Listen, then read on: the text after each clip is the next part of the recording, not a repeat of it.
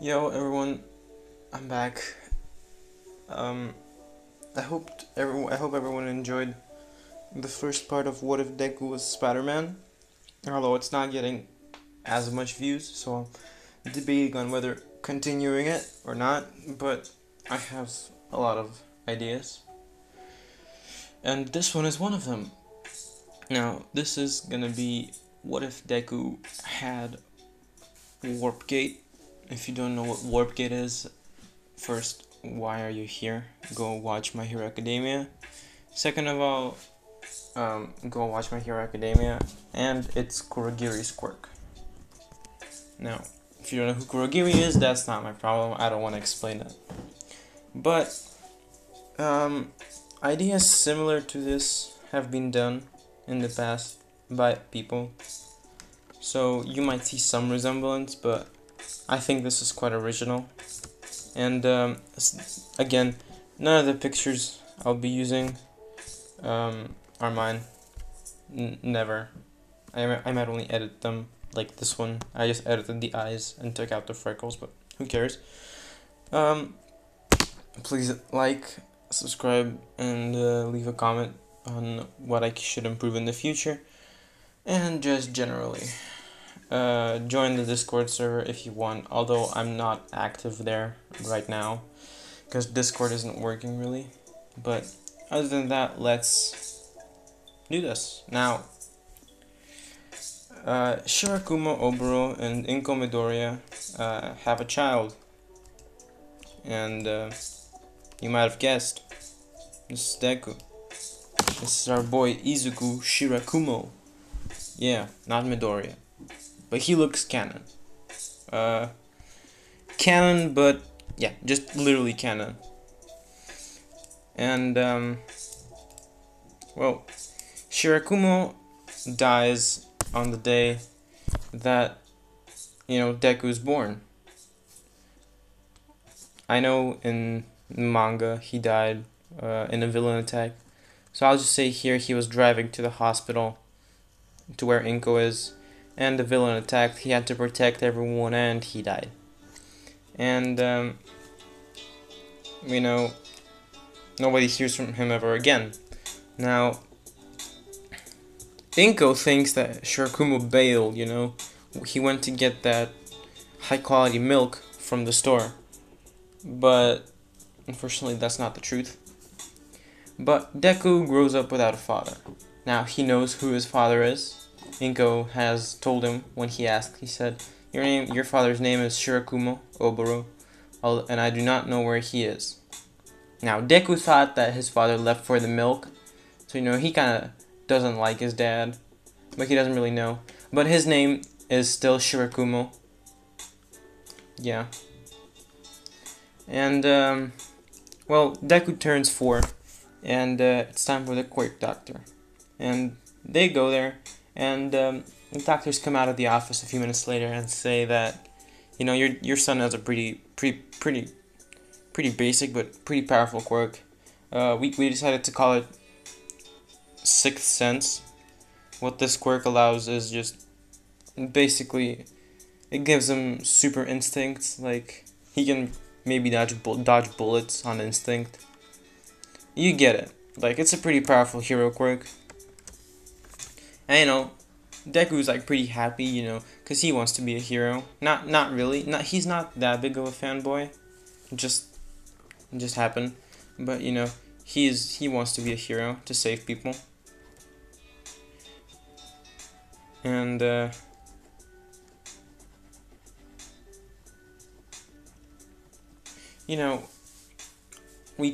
we skip like a few days from that, and All For One needs test subjects because he wants to make more Kurogiris.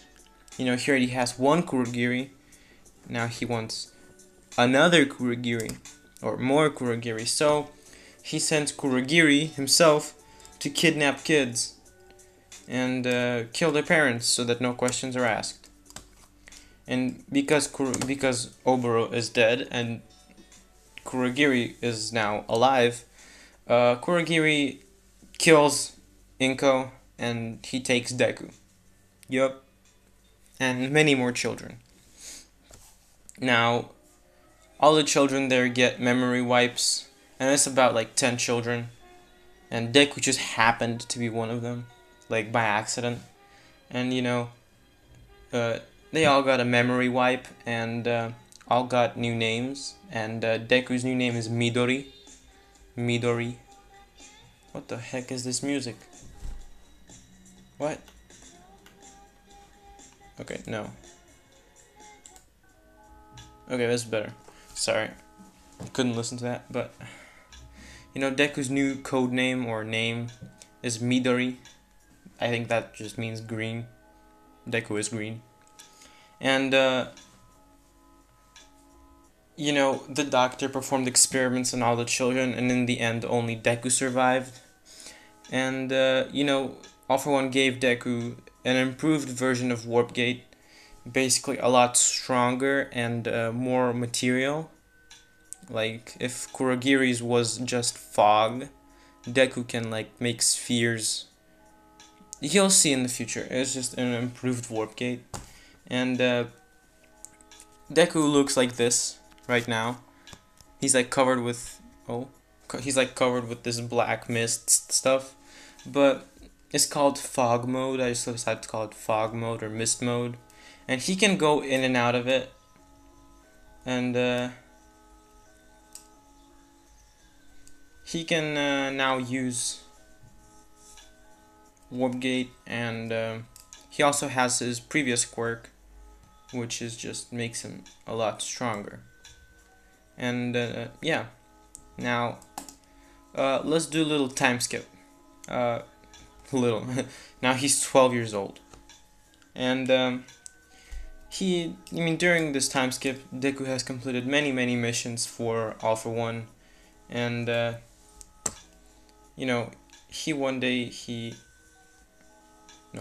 before that, and he's completed many missions, and his level of strength, he got trained by All For One before he started doing missions.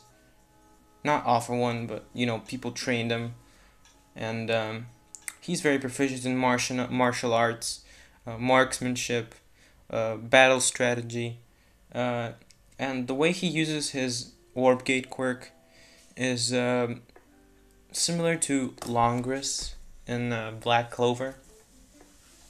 Now, if you don't know how Longris uses it, he just basically warps everything around him and just destroys it. Kind of overpowered in my opinion. So yeah, Deku is overpowered, and he'll get even more overpowered, like actually overpowered. And yeah, but one day Deku is walking through the villain hideout when he hears Dr.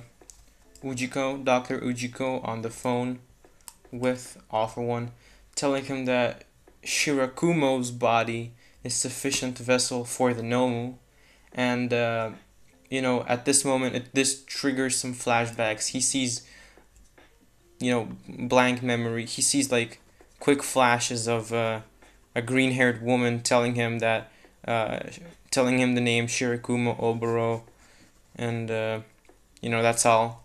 And Deku getting a massive headache, and so that's why he runs out the base to calm down, and that's when he hears music, and so he goes to the noise. He follows the noise, and sees a girl with purple hair and earphone jacks out of her ears, playing some music on her guitar. And during this, when he hears that music, his fog mode turns off for a slight second for the first time. Now, for the first time, I mean, after the transformation, after getting warpgate, he basically never went out of fog mode just because he couldn't for some reason. But now he went out of it for a slight second. And let me just clear something out. It's common knowledge that Kurogiri is a Nomu, but Deku is more of like a brainwashed zombie. No, more of like a brainwashed human. So basically, Deku is a brainwashed human with a quirk, with two quirks. Basically, he's not a corpse inside. He's alive. Like, literally, Shirakumo Izuku is still alive, but he's like sleeping. And Midori is alive right now. Basically. And I hope you understand that. But, Jiro doesn't... not Jiro. Her name's not Jiro. Why would her name be Jiro? That's totally not Jiro. But the girl doesn't see the fog mode come off, and she just sees this boy looking like this. Not in battle mode, but like this face. And a bit calm. Let me just... You already might have guessed that girl is Jiro, but yeah, he looks like this. Without, like, when he's not angry. And, she just sees the boy and she just continues playing. And this music does calm him down. And Deku really hasn't had many social interactions with kids his age, but he does tell Jiro at one point that I really like your music. It sounds great. Jiro appreciates this, but Deku, after a few minutes of listening, says he has to go. And from that day on, he kept getting flashbacks, very brief flashbacks, and every time he went to listen to Jiro's music, and it always calmed him down.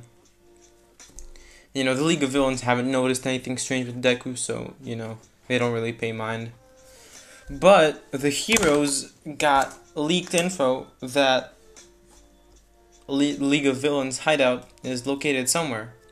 Now, during this time, League of Villains is comprised of 72 members, which consist of Shigaraki, Tomura, Kurogiri, and a bunch of thugs, basically, who are absolutely irrelevant.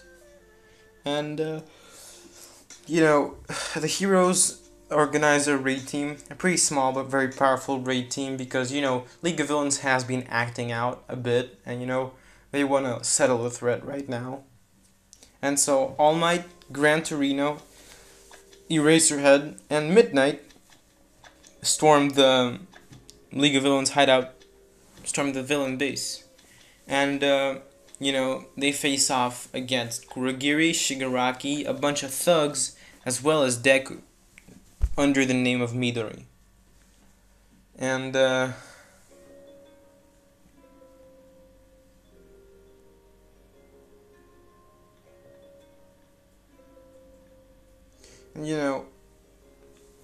second. And, Aizawa can't really erase Deku's quirk or Kurogiri's quirks. And Aizawa only managed to erase Deku's sixth sense, so that's deactivated. So that's why Deku was caught off guard while he was fighting Aizawa, and Aizawa did get a few punches in, but most of them were teleported away or through Deku. But that's when Midnight launched their gas, and Deku got caught in it, and he fell asleep. But the rest of the League is forced to retreat, and unfortunately without Deku, because Kurogiri, because of the fog, can't really see where Deku is located, so he can't teleport there. So they just had to leave him there.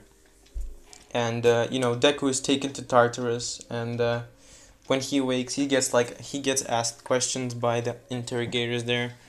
He's like, "What's your relationship with the League of Villains?" And he says, "I'm only an agent." And questions like that. And the heroes who came to see the interrogation, because they're quite curious, they see that he's just a kid, and they ask him to deactivate his quirk, and Deku tells that he doesn't know how to, and they continue trying to figure out what to do with Deku. And Aizawa and Gran Torino, as well as All Might, they all want to rehabilitate Deku into a hero, because they haven't really sensed any hostility from him. They just don't know what's up with him.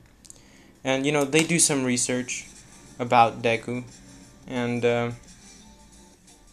they find that he is he likes the music of a certain girl who plays on the street. How they find that out, don't ask me, but they just did. They're heroes, they can find it out. And they call Jiro in along with her parents, and to see if maybe Jiro can help.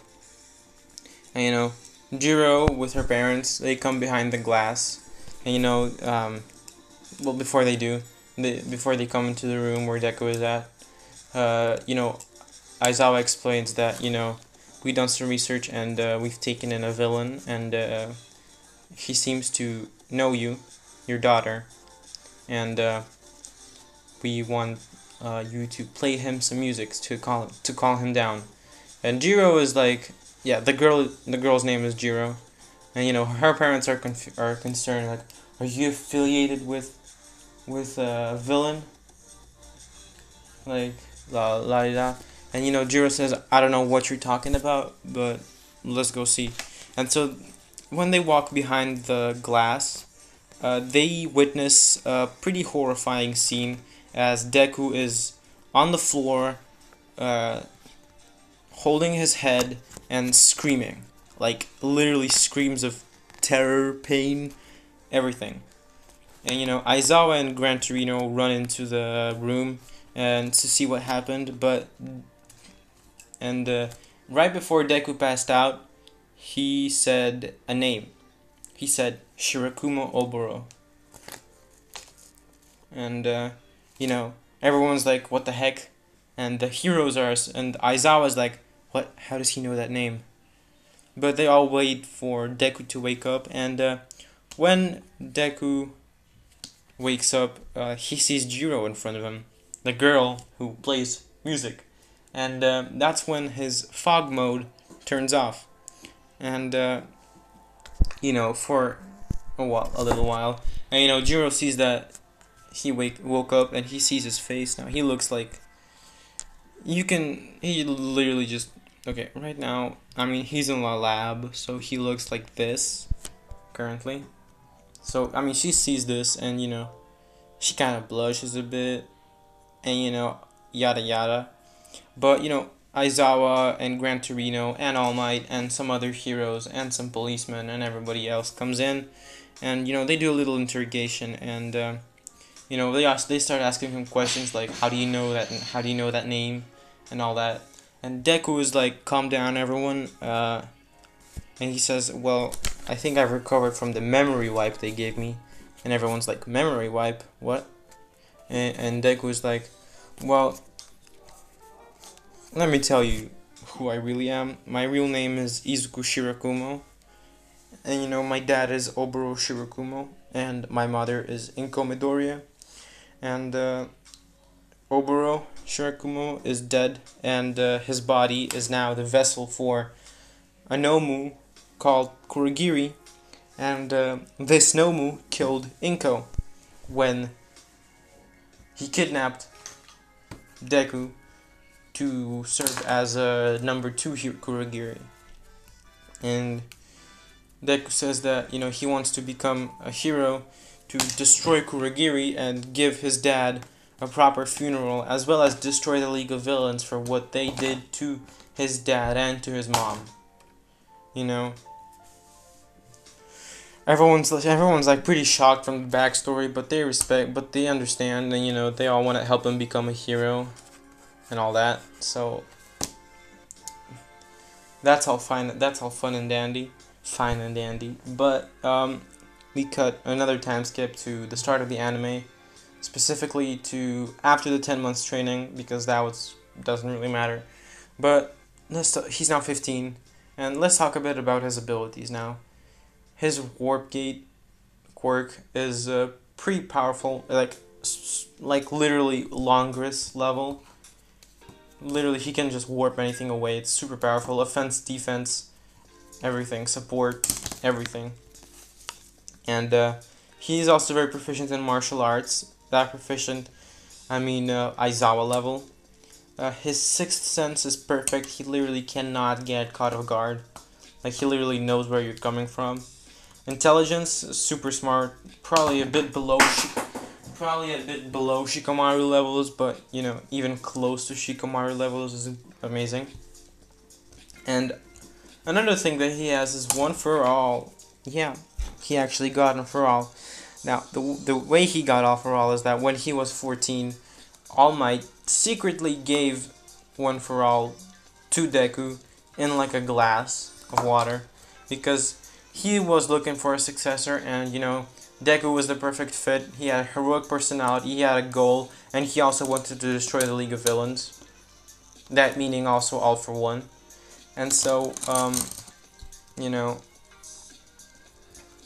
he knew that Deku wouldn't accept the quirk if All Might just asked him straight up. Because, you know, Deku was like, I want to do everything with my own power. But, you know, All Might just cannot let this chance go away.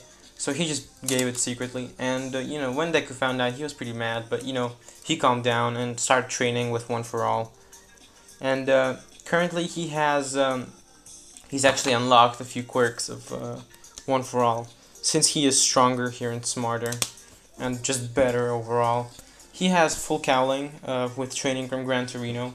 He has Black Whip, and he can also use this Black Whip in combination with this warpgate quirk, and basically create a warp whip. Basically, this Black Whip just teleports everything it touches, warps it like overpowered. And he also has Danger Sense, which is basically Sixth Sense. So these two gave each other a boost. So yeah, so now he can really not get caught off guard.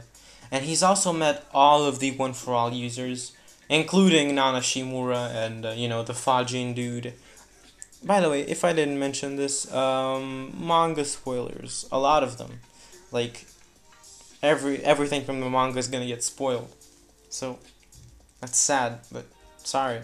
You gotta do this. And you know, he has met all the All for One users, One for All users, and now Shimura told him that, you know, he can't really have all the quirks yet because his body isn't strong enough, but he will get them when he gets stronger. And so, you know, that happens. And over this time, you know, Deku has formed quite a bond with Aizawa, calling him Uncle Aizawa, you know, because Aizawa was like the best friend of his father, so it's uncle, and he's pretty good friends with. He's like has a close bond with All Might and Gran Torino. He also has a close bond with Jiro. You know, this is gonna sound very poetic. Every time he sees her, he can feel this warmth in his chest. Yeah, that type of cringiness is going on. But yeah, they're pretty good friends right now. Right now, keep in mind the right now. Ha ha ha. Now. Deku wants to go to UA, and he's been homeschooled. He's been like lab schooled. He doesn't go to school. He's like taught from the lab he's in. These are just a few pictures from the lab, like this. Like, yeah, I think there's a pretty cool picture, like how he's in the lab. He literally lives in the lab. But yeah. So Deku wants to go to UA, and you know, it's time for the entrance exams, and he walks around looking like this without the UA uniform, but he always has this mode on. In front of people he doesn't trust, like he doesn't know them, he has fog mode on. The only people he turns off fog mode is Jiro and, you know, the three heroes, Aizawa, All for One, and, you know, Torino. But if somebody asks him to turn it off, he'll turn it off no problem for like a slight sec for like a few moments and then turn it back on. So yeah, his personality, let me talk a bit about that, is he's pretty like cold with people. And but he acts like Canon Deku with people that he trusts. And he's a lot more calm here, and yeah. He's also very cold in battle, and he also doesn't take people's shit. So, yeah, he's pretty cool. And, you know, he walks around with fog mode on in the UA grounds, and everybody's like giving him weird stares, like why the heck does he have his quirk on? And but he doesn't really care. So he aced the written exam, and it was time for the practical exam. Now, you know, everything gets announced, and Ida this time doesn't bother Deku, because, Deku does a murmur. Ignore that, but Deku ain't weird. So, basically, the thing starts, the gates open, and Deku immediately just warps himself to the nearest top of the building, and he just sees a cluster of 3 and 2 pointers, and he just basically sends these just spheres around, and just literally freaking teleporting them, warping them, just like breaking them into pieces. He's using full cowl to jump around and just teleport and like warp stuff in the air. He's using Black Whip to maneuver around the city, as well as Warp Whip to literally just split the robots into 2 or 3 or whatever. Like, literally destroying robots. And, at the moment he has 300 villain points, which is, I think, a bit below All Might's level. I think All Might had 320. But that's all gonna change when Deku sees the 0-pointer about to step on a girl, Uraraka, basically. Yeah. And so he basically teleports to or warps to Uraraka, warps her away, and then as the 0-pointer, basically 0-pointer just smashed into the ground with its fist, and everybody thought like, oh no, did the boy die? But then a giant burst of like greenish black mist like went around the robot, and then in a snap of a moment, the robot just disappeared, and Deku's just standing there all fine. Everyone's like amazed, but Deku just walks past them and just goes away, and basically, yeah, he's waiting for his letter, but he already knows he's gonna get in. And Aizawa told him he's gonna get in, so yeah. And in the end, he got 300 villain points and 100 hero points, which beat All Might's score. He has literally 400 points. I think that's literally the record, the biggest record. So,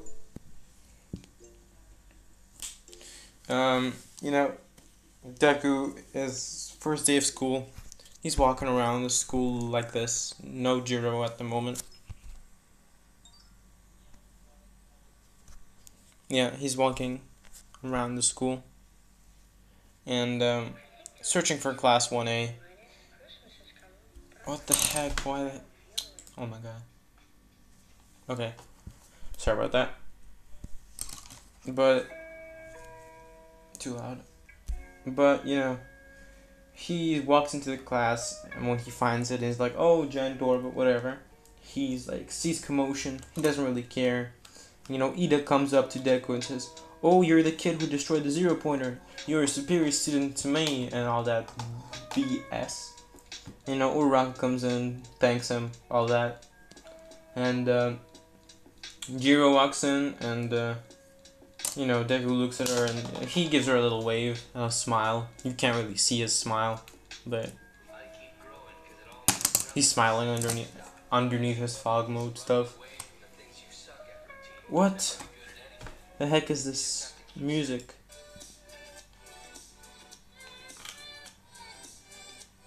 This is weird. Let me see what this is.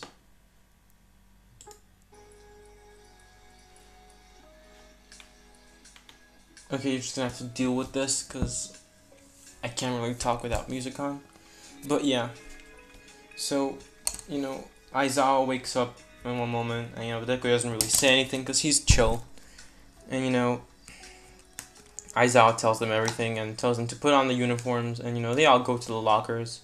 And in the girls' locker room, Momo asks Jiro, like, you seem to know that green kid. Momo says that, yeah, I know him, we're friends. And she doesn't tell them about the fact that he used to be a villain, because she knows about that stuff. she was told. She also doesn't tell them about the villain rehab.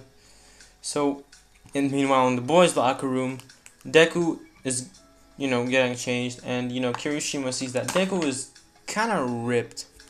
I mean, he does wear this, but underneath he wears like this, but underneath he's like super ripped and leaned out.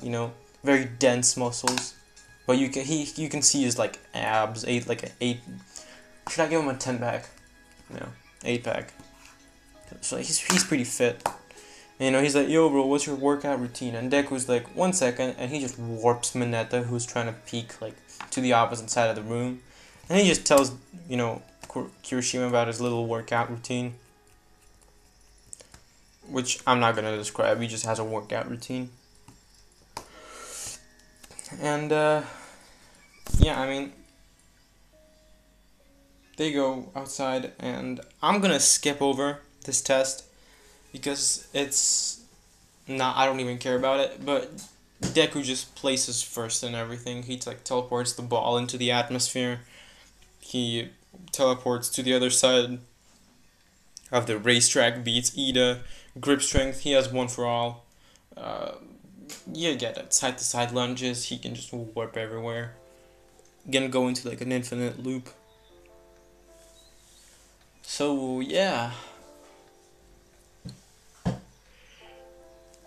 And it's now time for the UA battle stuff. All Might bursts into the room one day. He's like walking through the room like a normal person. Deku is just like, All Might, that's not normal. And everyone first like looks at Deku like, what? And then they look at All Might and like, All Might, yeah, and all that voice cracky stuff. Fanboy girl, everything. They all go into the locker rooms again to put on their hero costumes, and they all come out, and people are looking at others' costumes. Everyone's as canon. By the way, I forgot to mention, in this one, Jiro is a bit taller. Deku is also a lot taller. Like, he is Todoroki height. Yeah, he's Todoroki height, actually. He's Todoroki height. And Jiro is a bit taller. I don't know how to compare with anyone, but she's a bit taller. And she's a lot thicker here. Like, I couldn't find a good picture, but she's a lot thicker. She got a lot of more curves this time. And yeah, she got thighs, and she got them breasts, and she got that ass. She got everything. And yeah, she also has long hair, because why not? I do not like short hair on Jiro. It doesn't look cool. But yeah. She's a bit less emo here, like a bit less edgy, but she still loves music. That's cool. I love music well. And yeah, now everyone comes out with their hero costumes. Everyone's as canon, but Deku's costume is super simple, but it's something I'm really excited about. Deku's costumes are going to change throughout the What If, and they're basically going to be a compilation of just a regular outfit, and on top of it, these long jackets. Like, he's going to have this jacket, he's also going to have this jacket, and he's also going to have this jacket as well as this jacket. Now, this time, he walks out with I just want to choose a jacket. He walks out with this jacket, the one that Shigaraki is wearing in this picture. I know you can't really see the front, but imagine it's like this in the front and stuff. So yeah, everyone's like, oh, cool hero costumes, and then Deku is like, and people are like, Deku, yours is pretty simple. Now, they call Deku Midoriya because Deku decided that it should be Midoriya for some reason. And actually, I'm just gonna say it that, he has this goal that, until he saves his father, destroys Kurogiri, and saves his dad, he's gonna have the name Midoriya, because he doesn't deserve the name Shurakumo, or something like that, some bullshit like that. But yeah, they just call him Midoriya, and they're like, Midoriya, your costume, it's pretty simple, but it looks dope. And you know,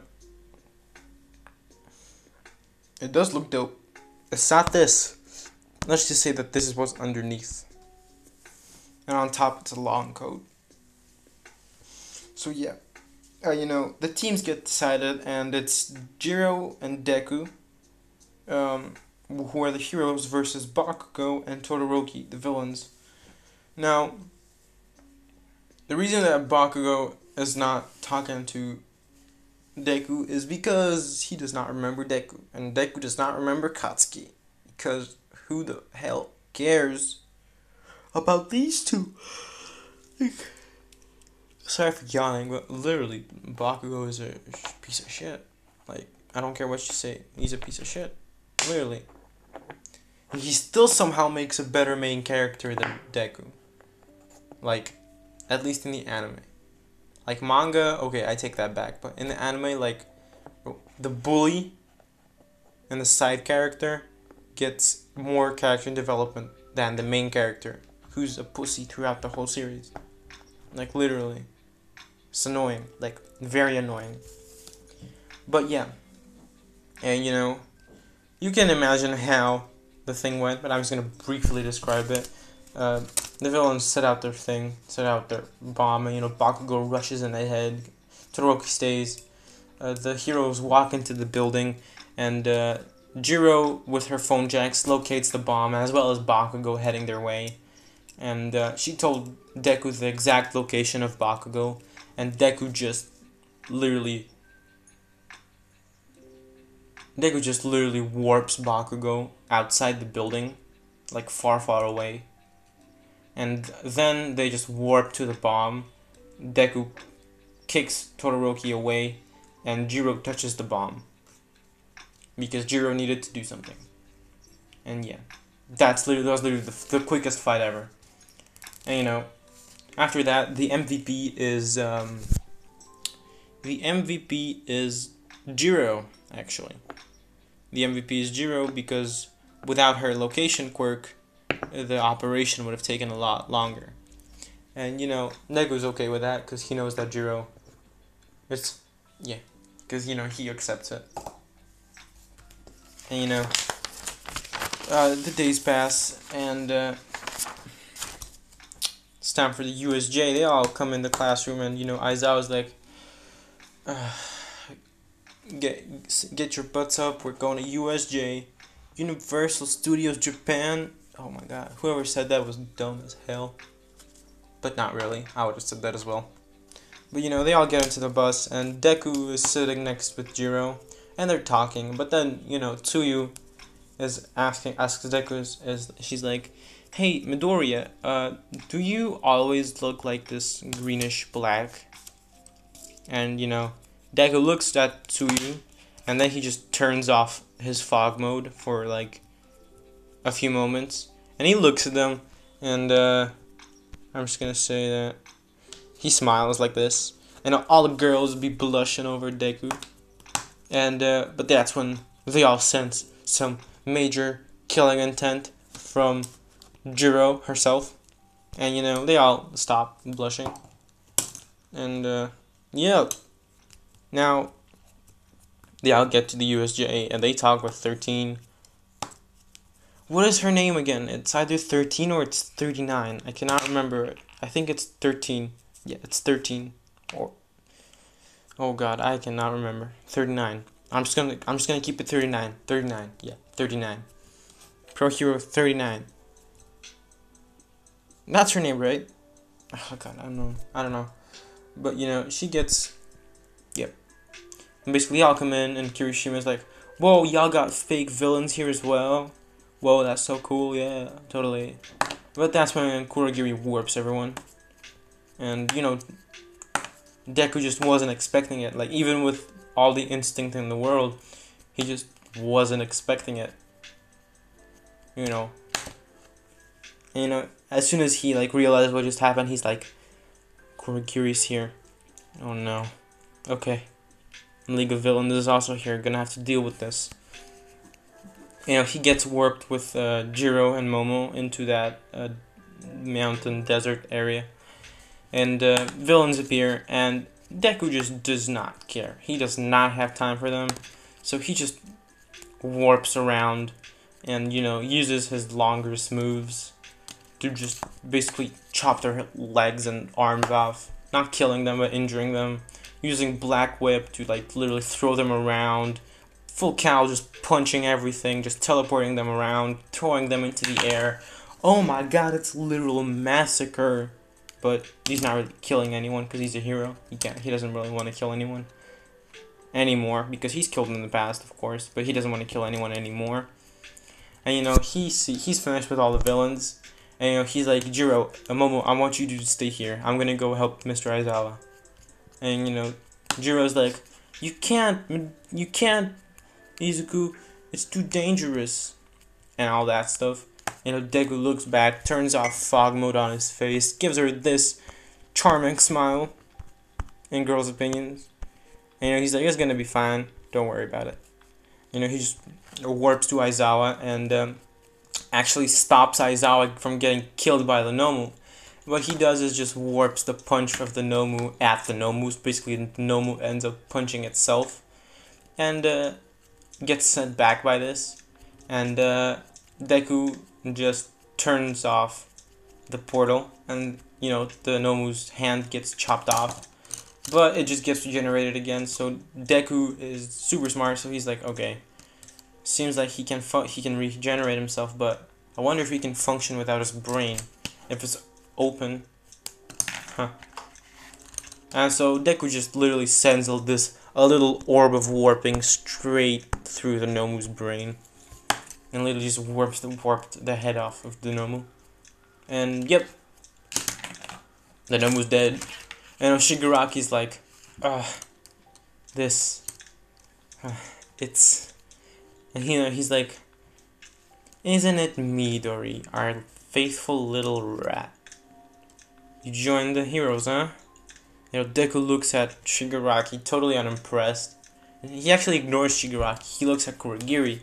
Kurogiri is looking at Deku without much emotion. And then Kurogiri just says to Shigaraki, he's like, Master, we need to retreat. The Nomu has been taken down, and All Might's not here.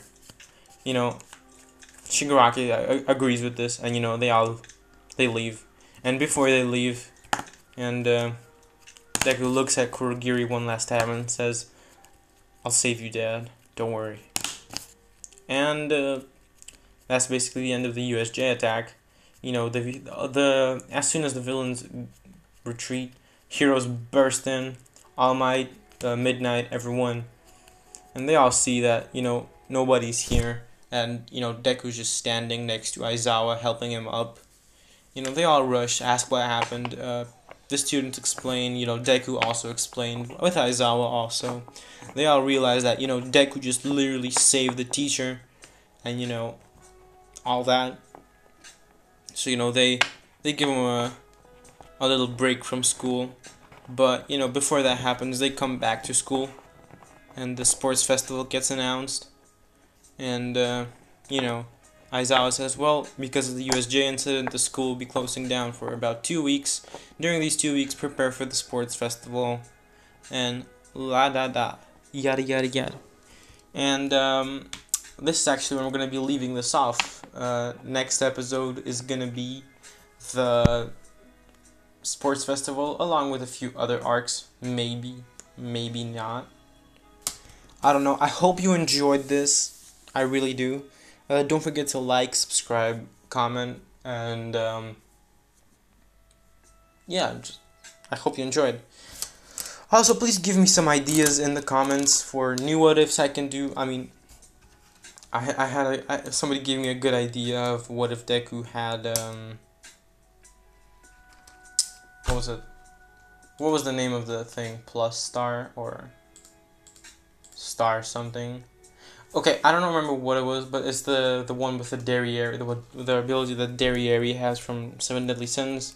The person who gave me that, if you're watching, thanks a lot. I'm probably gonna do that because it sounds cool, and it's kind of overpowered. 200,000 tons, that's a lot. So thanks a lot for that. But again, hope you enjoyed, and have a great day or night or whatever your time is. Bye. Oh, that was cringe.